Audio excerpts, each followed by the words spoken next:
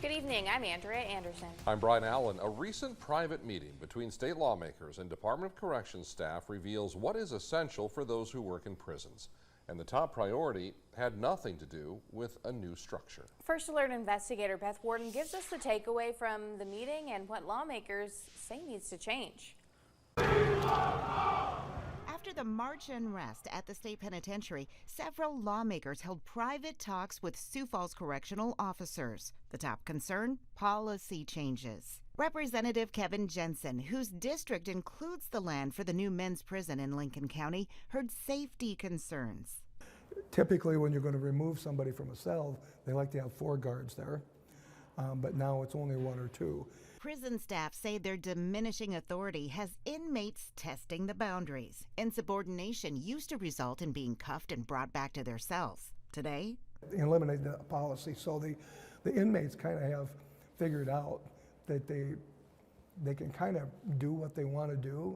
Representative Chris Carr is hearing the same concern. Guards are not able to write somebody up if they're insubordinate. Okay, so there's no repercussions. Many of today's issues are also in this 1993 report from then Attorney General Mark Barnett following a riot. We did this 30 years ago. Now we're repeating history, and we're not learning from it. The report lists what led to the uprising then. Attorney and former lawmaker Stephen Haugard points to common threads from then and now.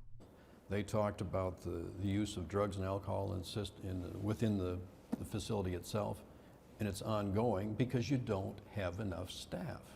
The report suggested removing shotguns and replacing them with rifles at tower posts. In the last year, policy changes removed the rifles and went back to the 1993 practice of shotguns. If you're going to shoot buckshot from the tower, you're not going to make any difference to anybody on the ground. Other policy changes recently removed the ability for trustees to work outside the prison by outpricing what nonprofits could afford and reducing who qualifies to work as a trustee.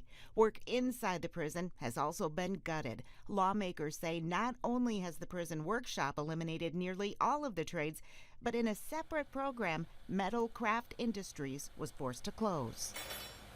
And they earned money. And the money, half of the money paid restitution for their crimes, and the other half paid for their incarceration. Well, with the removal of the metal shop, these people have nothing to do now but sit in their cells. A day after the March prison unrest, Governor Noem highlighted the importance of inmates learning while doing time. Get a skill and a trade while they're there so that when they come out of incarceration, they have the chance to provide for their families again.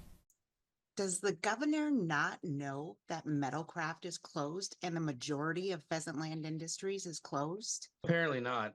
And Pheasant Land, from what I understand, really hasn't been open for months. It's all about policy. Those things could change with just discussions and basic planning. So there's simple solutions to a relatively complex problem. We want them to be productive in society, right? And right now we're setting them up for failure. On Tuesday, we asked the Department of Corrections about the shutdown of Metalcraft and Pheasant Land Industries, and we'll update you on any response. In Sioux Falls, Beth Warden, Dakota News Now.